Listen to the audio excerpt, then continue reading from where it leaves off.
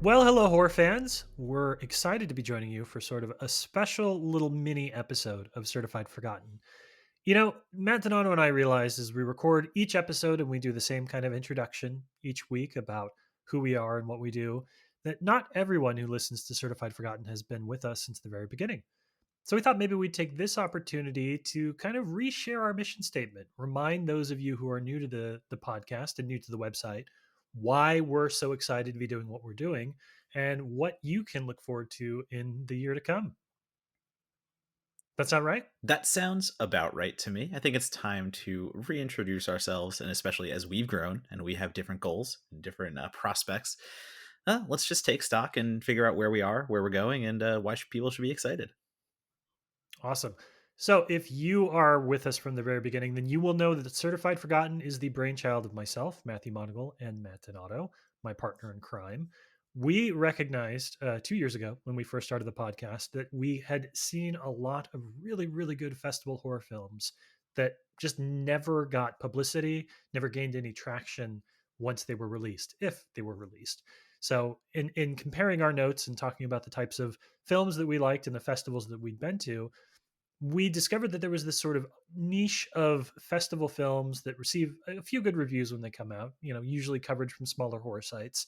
And then that's kind of it. That might be the only blip on the radar that they create. Really, the impetus for the show, as we often talk about, was a film called Found, which is a serial killer coming of age story that both Matt Donato and I had seen at the New York City Horror Film Festival, and both of us had loved. A rare Donato Monagle occurrence where we both really fall in love with the film. And we didn't hear about it ever again. It kind of disappeared once it was released, and we thought, somebody should create a show that goes back and digs out the founds of the world, the movies that are excellent, that deserve being on the festival circuit, but need sort of sustained championing across the entirety of their life cycle. We're lucky to have enough of a professional network that Donato and I can reach out to friends that are film critics, filmmakers, film distributors, film curators. And these people have such really good insights into the festival scene and indie film distribution that whenever we go to somebody and say, "Hey, do you have a small, underseen, under distributed horror film that you want to talk about?" The answer is invariably, "I have several. Can I do one and then come back on the episode and do another episode in a year's time?" And that's always what we're trying to promote here, what Monocle just said about the underseen and the forgotten in a way, because, well, if we think back to Rotten Tomatoes specifically, horror movies were not always reviewed as fairly, maybe we can say in a way, or they just weren't given the attention that genre critics were always giving to horror, but critics at the time on Rotten Tomatoes were not. And that's where the whole 2000 and above year kind of range that we go for comes into play, because well, we think about all those movies that didn't get that festival release or get that, you know, VOD big push that some do. And sometimes, VOD was just a stigma for a while. All these things play into the reasons why the movies we're covering did not get, let's say, 5 or 10 critic reviews on Rotten Tomatoes. And that doesn't mean they're bad. That's always the question I end up asking, or Mhm. sorry, that's always the question I end up answering when people ask me, why do you watch as many horror movies as you do, and especially the lower budget and the indies? And it's because every once in a while you're gonna find something like, just scroll down our episode list and you're gonna find something like Patchwork, or you're gonna find something like Satan's Little Helper or Munger Road, things of that nature. And whether me and Monocle both agree or don't agree most of the time, Mhm. there's still one of us that does. But there is also a guest who is passionate about the movie that they have brought, and that's what the episode's about. So every episode, it's less about re-reviewing a film.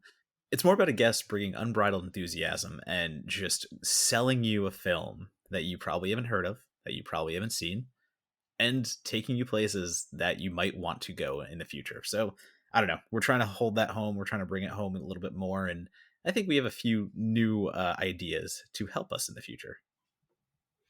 Yeah, and on that new ideas, a lot of times people ask us, well, where did the rule that I had to have five or fewer reviews on Rotten Tomatoes come from?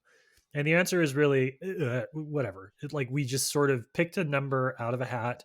We found that a lot of the films that we were looking at had fewer than five reviews, and so we thought, great, this is our arbitrary cutoff. And there is a little bit of an actual reason for that.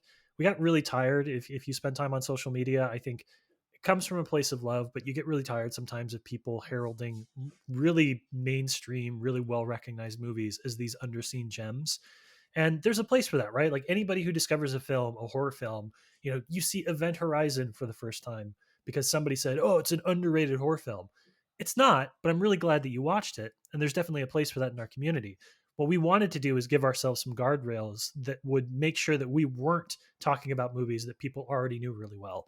And that Rotten Tomatoes criteria just sort of made it really nice for us to tell our guests and be able to convey, yes, there's probably things that you love that people aren't talking about enough, but we're trying to dumpster dive here. We're trying to go into the bargain bins of film distribution and find the stuff that doesn't deserve, that hasn't gotten a place on the shelf, things that we can bring somebody on who's going to be like, I fucking love this movie.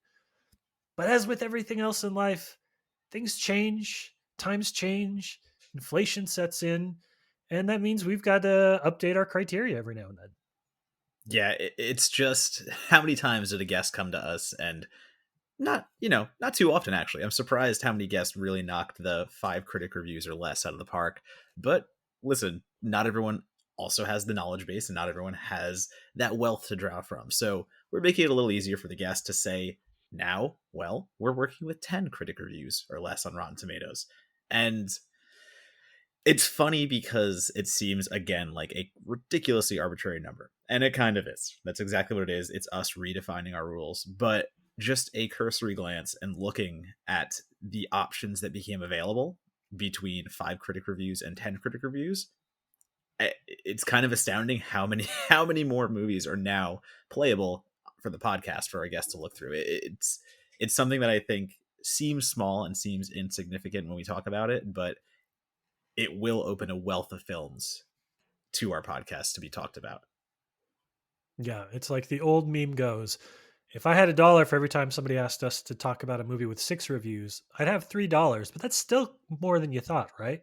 It's still a lot more than you thought. And I also think back to the movies we did cover and how, Certified Forgotten, the title is born from our mission statement. And that's what we always want to go for. We want to talk about the underrated and the truly underrated because, again, not everyone's going to love it. Again, not everyone's taste is low budget, micro budget, even horror at times. But there are movies like the Poughkeepsie tapes that we were able to cover here because they got caught in the fray of, maybe it was controversy, maybe it was critics were sick of these quote unquote sick, depraved horror films coming after Saw and how the genre had lost its touch. For whatever reason, these movies were forgotten, and not all of them are going to be as well undervalued as you might think, like a Burning Bright as well. Most genre fans know something like Burning Bright, but if you look, that fit our criteria. So I really want to dig into not only the quote unquote underseen, but talk about why they were underseen and why Rotten Tomatoes wasn't a great resource for the horror films that weren't in theaters at the time. And that's really, again, starting with the 2000. It's a rough area for horror fans, and trying to explain why House of Wax and 13 Ghosts are actually tremendous films, but everyone then points to Rotten Tomatoes like, oh, but it has like a 23%. It's like, well, I don't know, maybe that site's kind of wrong sometimes. Sorry, not wrong, but that site, it's not always the regulator that we make it out to be. Yep. Yeah, the statistics are only as good as what they're counting. And there's been some gaps over the years that we feel like we can point out in how Rotten Tomatoes engages with the horror community specifically. But if you're a fan of the show and you're listening to this, thank you and hello. And also we hope that you're also checking out what's available on certifiedforgotten.com, which is sort of the sister website, the little sibling that outgrew and became more famous, I think, than the bigger sibling, which is Certified Forgotten the podcast. We continue to do a lot of really interesting and exciting things in that space. And by we, I mean Donato and I just shut up and approve good pitches and let people write amazing articles, and we just give them a platform. So we can't really take any credit for it whatsoever. But if we're going to give a little bit of an upgrade to the podcast, we figured this would be a good year to also give a little bit of an upgrade to the website too. We are going to give it a nice clean, a nice new pristine coat of paint.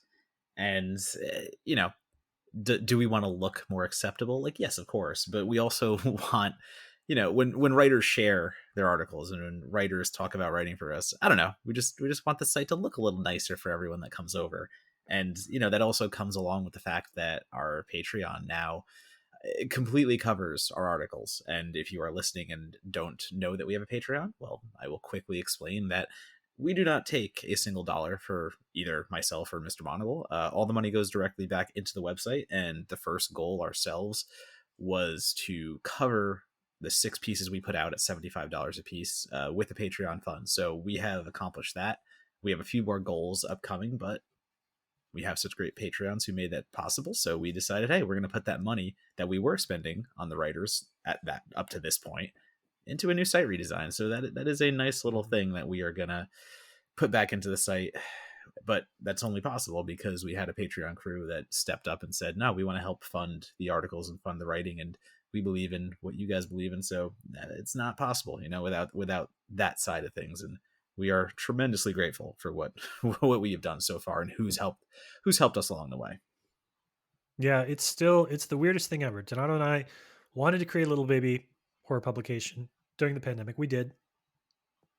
We knew that we were going to do it for a long time and that we were privileged enough to be able to take our day jobs and keep this thing afloat while other sites might have been struggling. We're lucky to be in that situation. And it's gotten to the point now where I will see people tweeting about us and saying, I made my certified forgotten debut. And I can't tell you, as a writer who is used to chasing and celebrating each new byline, to have somebody chase and celebrate certified forgotten as a byline. I mean, it's a testament to the community. It's a testament to the writers. Again, we're just the people that are like, that article sounds fucking cool, we're going to publish it. But it's just the fact that means something to the people that write for the site, and it means something to the people that read the site.